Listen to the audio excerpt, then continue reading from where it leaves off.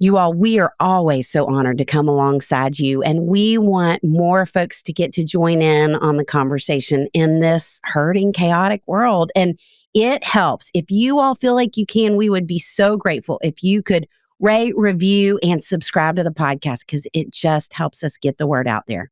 So grateful for you guys.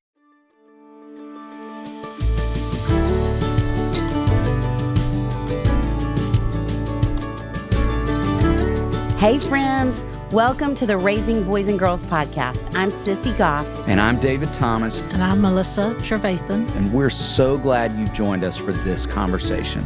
Let's dive in.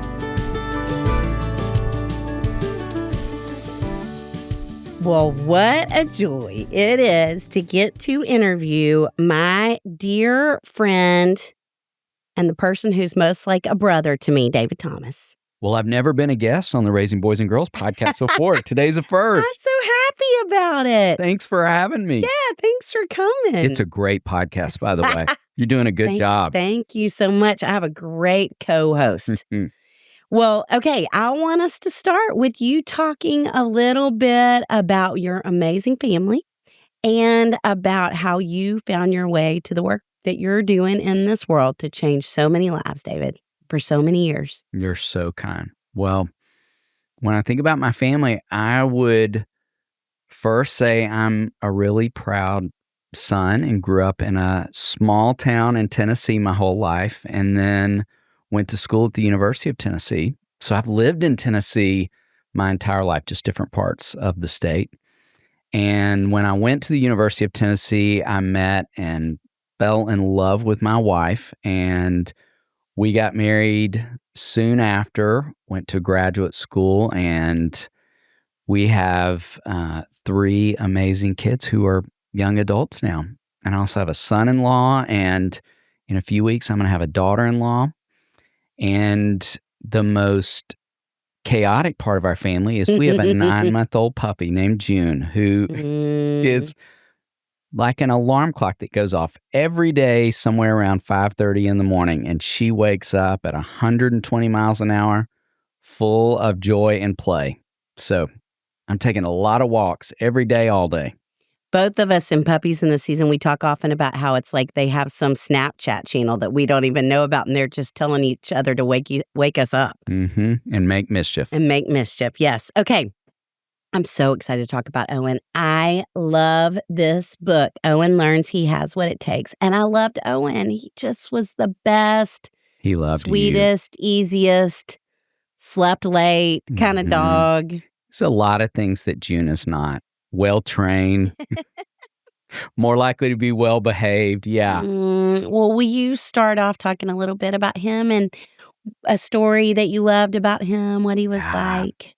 Well, you in your episode told a great story about getting Noel for Christmas. And probably my favorite story about Owen was that he was a Christmas gift to my 3 kids. So, you know, in my perfect world, parents, you may not be excited about what I'm about to say, but in my perfect world, I wish every kid could get a puppy sometime in their growing up life. I just wish that could happen. And we had wanted that for our 3 kids. And so when they were in elementary school, we surprised them and we planned the scavenger hunt. We were at their grandparents' house and they had to go all over the house and all over the yard and find all these things. And then it ended with this fun present in the middle of the room that they got to unwrap, but the box was moving around as they were unwrapping it. So it was a really interesting gift. And opened it and was this adorable little yellow puppy who was a delight for our family, and a really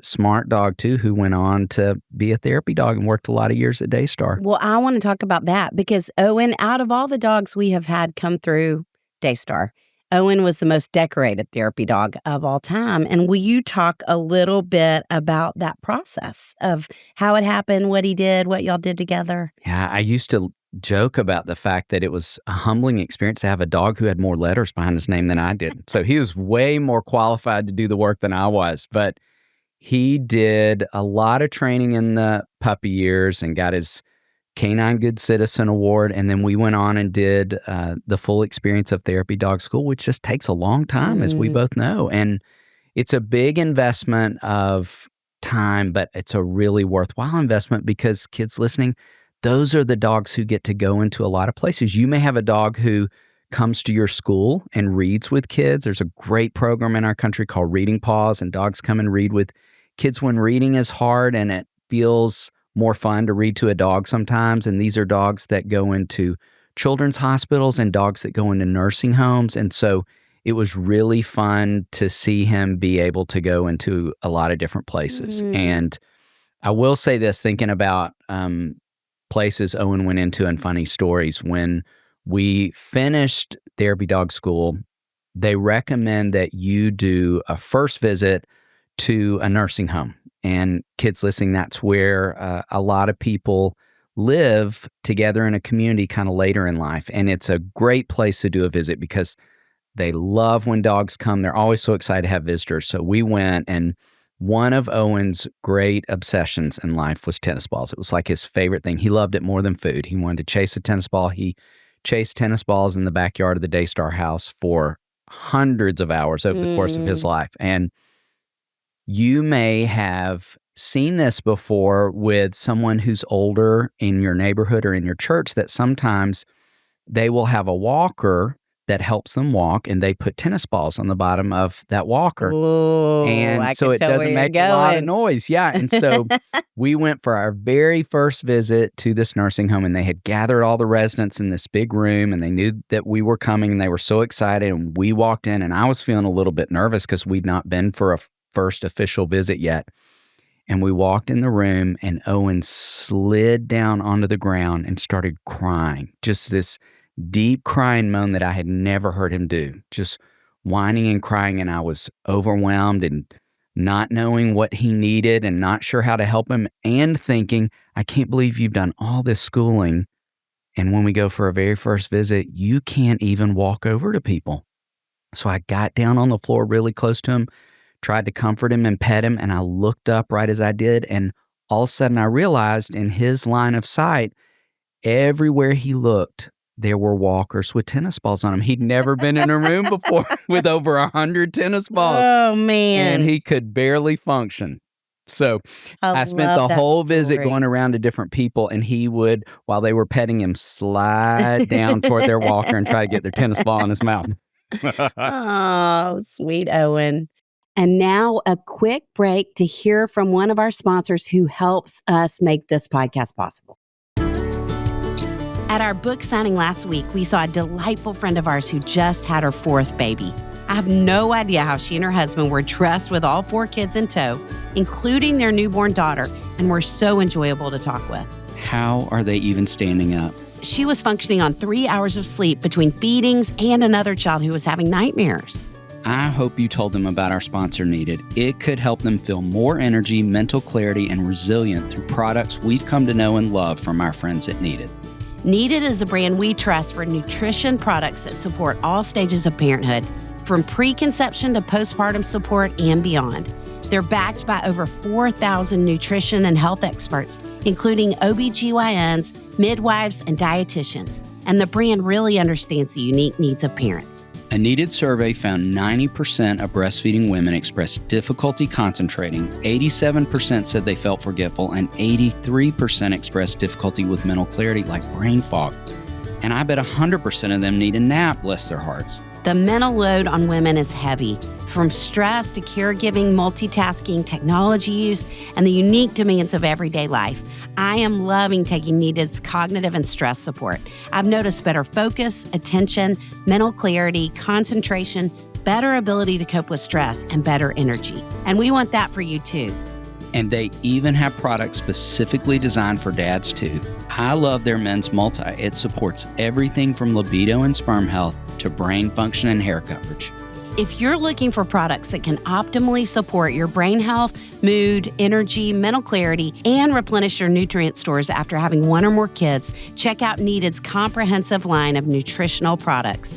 Head over to thisisneeded.com and use code RBG for 20% off your first order. That's THISISNEEDED.com and use code RBG for 20% off your first order. David, I just went to the doctor.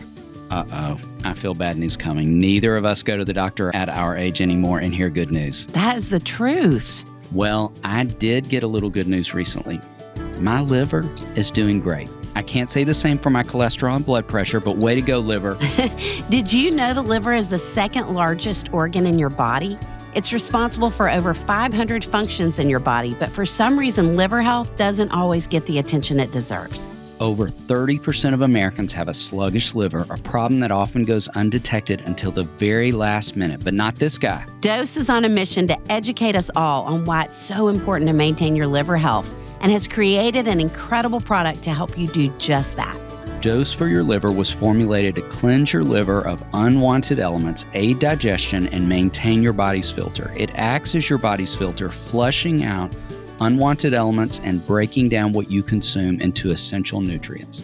Dose's science-backed formula promotes liver function, aids digestion, eases bloating, and even boosts energy levels. Stick with Dose and feel the incredible benefits over time. More energy, better digestion, reduced bloating, healthier liver enzyme function, reduction in brain fog, better sleep. Dose is gluten-free, dairy-free, sugar-free, and vegan. Save 30% on your first month of subscription by going to dosedaily.co/RBG or entering RBG at checkout. That's dosedaily.co/RBG for 30% off your first month subscription. And now back to our show. Well, in the process of that, you were part of a very important study on the impact of kids on dogs and dogs on kids, both directions. Will you talk about that? It was amazing. So we spent 3 years at Vanderbilt Children's Hospital here in Nashville, and it was one of the most amazing experiences of my life. And I met some of the most brave, resilient, courageous kids that I have ever met, and kids who had a lot of different illnesses and kids who had some pretty scary illnesses. And when we went, we had the opportunity to meet with some amazing, brave kids who had been newly diagnosed with cancer. And one of the things that the doctors were hoping to study is how it might be helpful for those kids to get to spend time with dogs, and how it might even be helpful for the dogs to get to spend time with kids. So before every visit, they would take kids, you know what a Q-tip is, that your mom or dad probably tries to use to clean your ears sometimes. So they would take something that looked like a long Q-tip and they would put it inside of Owen's mouth and get some of his saliva. And they would do the same thing with kids. And then they'd put it in a little tube and they would send it off to a lab and study the different things, because our saliva will actually help us understand like what kind of chemicals our body is releasing inside of us. And so they wanted to study that and see what might be happening, and they would do it again after the visit was over.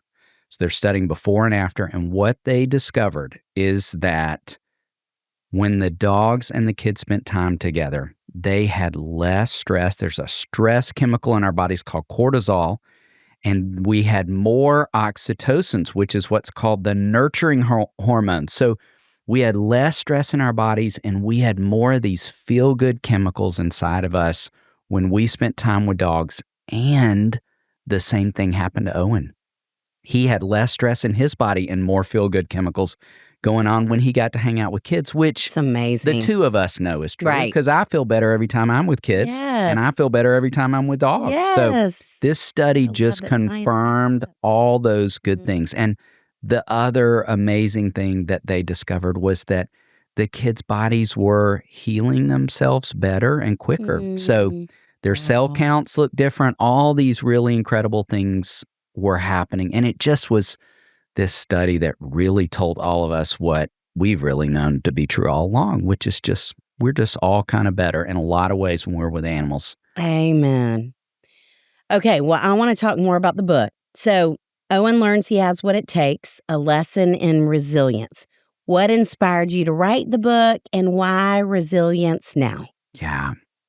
Well, I would say I think resilience has always been and will always be something really important. And it's, basically just learning that we can all do hard things. And every one of us knows, whether you're a kid listening or a parent listening, that life is full of hard things. But sometimes we forget we can do hard things, and sometimes we stop practicing hard things, and then we really forget that we can do them. And so it felt important to talk about that, and not only for us as humans, but animals too. And I talked about that first visit to the nursing home. Let me tell you what happened the first time we went to the children's hospital. So when we went for our first visit there, what we encountered was that there were lots of doctors and nurses walking up and down the hallways, and they had on white coats, and a lot of them were pushing machines that had a lot of bells and whistles and things. Things were beeping and making noise.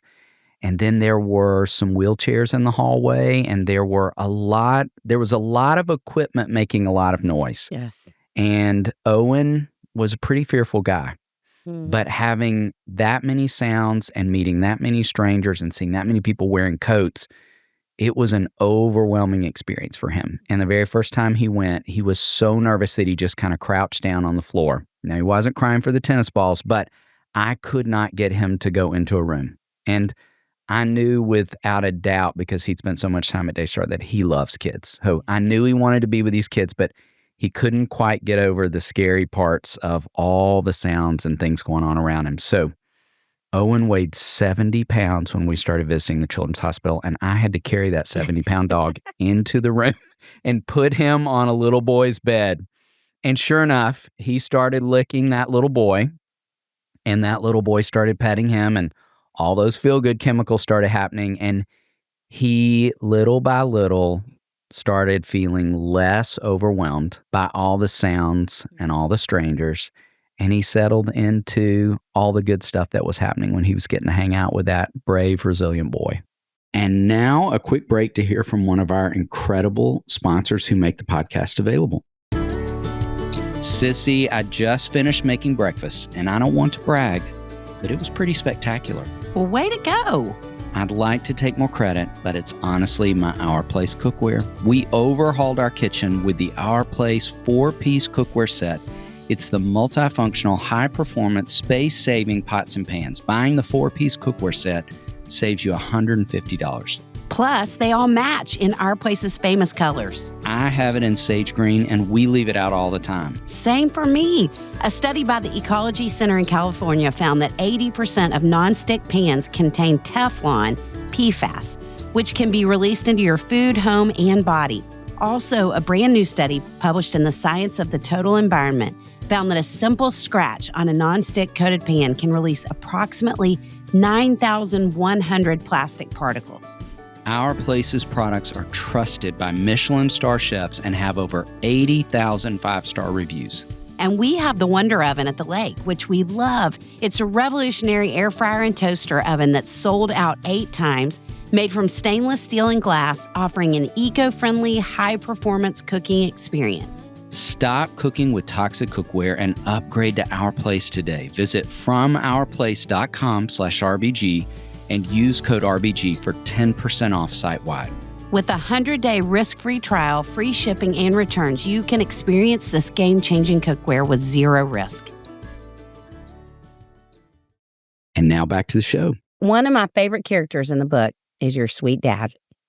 Will you talk about what it was like writing your dad into the story? Yes. My dad's one of my favorite characters in the world. And so it was fun to write about him. And, you know, Owen helped a lot of boys of a lot of ages, from, I like to say, 8 to 80. So my dad moved here to Nashville after my mom died. And he was really sad because he and my mom were married for a long time, and she was a really amazing human being that we miss a lot. And so as happy as he was to move closer to us, he just was missing his life with her a lot. And interestingly enough, that move happened during the last years of Owen's life. And so he was getting older, and Sissy knows this, but kids, my office at the Daystar house is on the 2nd floor.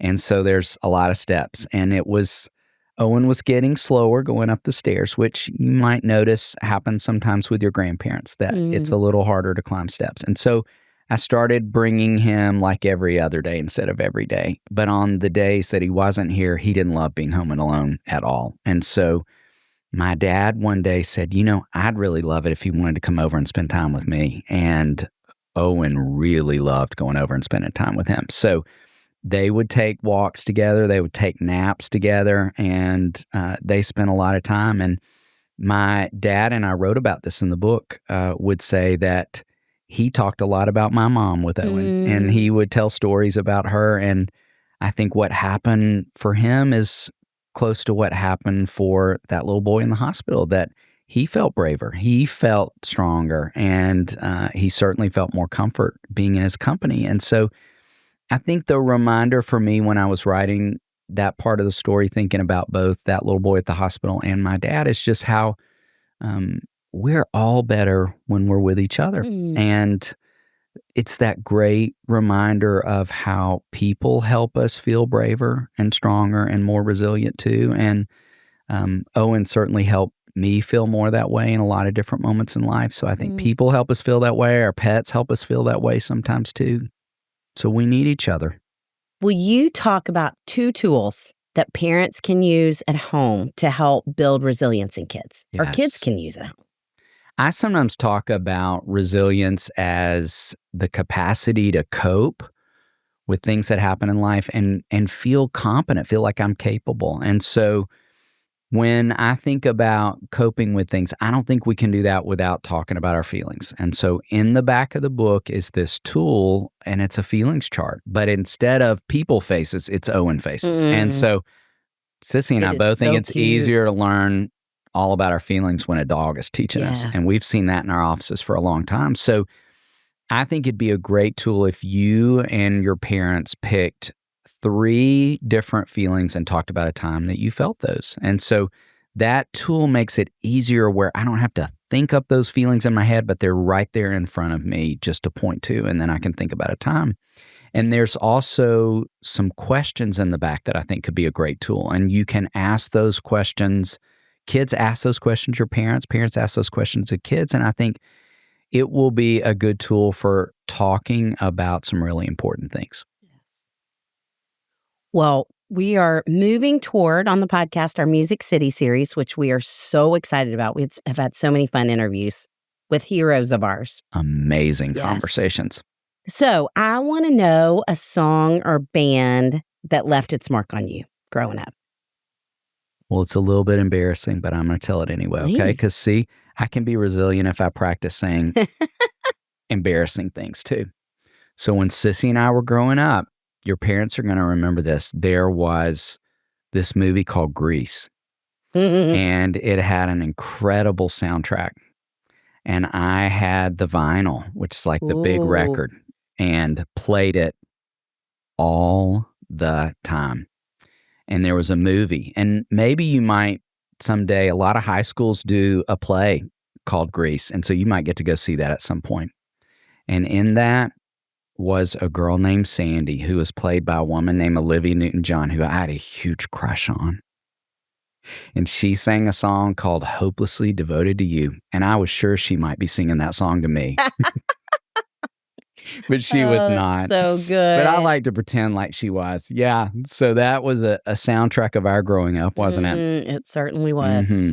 Well, so David, we like to end every episode with something fun and food related. We like to move from the substantive to the silly, as my friend David Thomas says. So you got to tell us, queso or guac, and what's your current favorite taco? Okay. Well, it's typically guac for me, but if you will jump on our YouTube channel, we had a chance to make a healthier version of queso with our friend Danielle Walker, didn't we? We did, and it was incredible. It was amazing. No cheese. No cheese, and it was delicious. So guess what? You could make that with your mom and dad. And then you don't have to feel so guilty about queso anymore, do you? Because we all know queso tastes delicious, but it might not be the healthiest food out there. But this was like healthy queso. Yes. That's what we're going to call it. I love it. Jump on YouTube and find that, and then you can have both. And I would say a current favorite taco, I'm going to go with a recent. So Wednesday night, speaking of good music, Sissy and I and some friends got to go hear some amazing music here in Nashville. And we went out to eat dinner at a new Nashville restaurant called Little Ray. that was started by your good friend, speaking Ford of growing Fry. up, Ford Fry. And we had some unbelievable tacos, didn't Yes, we and did. that carne asada taco at Lil Ray, I'm going to recommend you turn the car around wherever you're driving right now, if you live in Atlanta or Nashville, and head that direction. Yes. By way of your local bookstore. And grab yourself a copy of Owen Learns He Has What It Takes. And Lucy. You can get both. I love reading children's books still. Me so too. It doesn't matter what age you are. Buy one for your kids. Buy one for a friend. Doesn't matter. Buy one for your college kid and send it to them as a surprise. We're so excited about these books. Thank you all for listening. David, what a team we have that we get to call friends who help make this podcast possible. Amanda Young, our operations manager. Chris Starrett, our engineer. Our management team at H Squared. We are thrilled to be a part of the That Sounds Fun network. Our music was created by the insanely talented Dave Haywood of Lady A. And if this podcast felt helpful to you, please consider subscribing, liking, sharing, all the things. We are grateful for you and cheering you on always.